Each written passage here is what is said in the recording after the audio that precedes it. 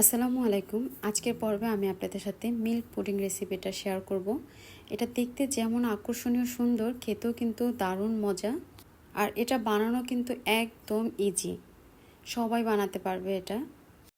আমি তো বলবো অতিথি আপ্যায়নে এরকম একটা ডেজার্ট যদি থাকে তাহলে সবাই আসলে আপনার প্রশংসা করতে বাধ্য হবে। মানে এত মজার, এত সুন্দর দেখতে একটা রেসিপি। আর যেহেতু নরম খাবারটা বাচ্চাদের তো খুবই পছন্দের একটা খাবার। আর এই রেসিপিটা কিন্তু খুবই অল্প সময়ের ভিতরে আর কি বানানো যায়। আশা করছি আপনাদের সবার কাছে ভালো লাগবে। তো এটা কিভাবে প্রস্তুত করেছি আপনাদের সাথে শেয়ার করি। প্রথমে আমি একটা মিক্সিং বোলের ভিতরে 2টা রুম টেম্পারেচারে রাখা ডিম ভেঙে নিব।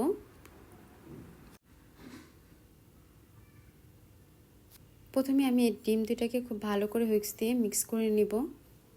তারপর আমি এর ভিতরে 4 টেবিল চামচ চিনি দিয়েছি। আর মিষ্টির পরিমাণটা একদম পারফেক্ট ছিল।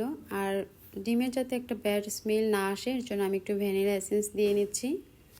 সামান্য একটুখানি লবণ দিয়েছি। আর 1 চামচ দিয়ে দিব কর্নফ্লাওয়ার। কর্নফ্লাওয়ারটা দেওয়ার ফলে আপনার এই পুডিংটা খুব ভালো করে আর কি জমবে। আর এখানে ময়দা আমি 4 টেবিল চামচ দিয়েছি, মানে হাফ কাপের মতো। তারপর ময়দাটা একটু চেলে নিচ্ছি। তারপর এটা আমি খুব ভালো করে আর কি মিক্স করে নিব। মানে একটু সময় নিয়ে তারপর এটা মিক্স করতে হবে। তারপরে এর ভিতরে দিয়ে দিব হাফ লিটার দুধ। আগে থেকে এই দুধটা আমি জাল করে রেখেছিলাম, সেই দুধটা এখন ঢেলে দিয়ে তারপর এটাও আমি খুব ভালো করে মিক্স করে নিব এখন। তারপর এখানে আমি একটা কড়াই নিয়ে নিয়েছি। আর কড়াইয়ের ভিতরে ছেঁকনিতে ছেঁকে তারপরে এই দুধটা মিশ্রণটা আর কি আমি এখানে ঢেলে দিলাম। তারপর চুলায় বসিয়ে মিডিয়াম হিটে আমি এটা অনবরত নাড়তে থাকবো। নাড়তে নাড়তে এক পর্যায়ে দেখা যাবে যে এটা একদম ঘন হয়ে এসেছে। এখানে যদি ভ্যানিলা এসেন্স না থাকে সেক্ষেত্রে আপনারা 2-1 ফোঁটা লেবুর রসও দিতে পারেন, তবে বেশি দেওয়া যাবে না কিন্তু। তো এই পর্যায়ে কিন্তু আমি এটা নামিয়ে ফেলবো। আমার এটা হয়ে গেছে। যে কোনো বাটিতেই আর কি এই পুডিংটা বসানো যায়, তবে আমি একটু গোল শেপের জন্য এই কেকের বাটিটাই নিয়েছি। আপনাদের কাছে যেরকম বাটি থাকবে সেরকমই নিতে পারবেন। তো উপর থেকে একটুখানি আমি সমান করে দিচ্ছি।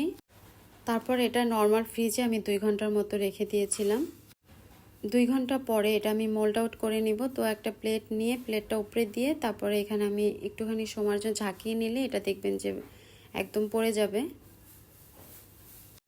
আলহামদুলিল্লাহ, দেখতে পাচ্ছেন আমার মিল্ক পুডিংটা কতটা সুন্দর হয়েছে। এখন এটা একটু ডেকোরেশন করে নিব। এর জন্য এখানে আমি নারকেলের গুঁড়ো নিয়েছি। আর উপর থেকে নারকেলের গুঁড়াটা আমি একটু ছিটিয়ে নিয়েছি।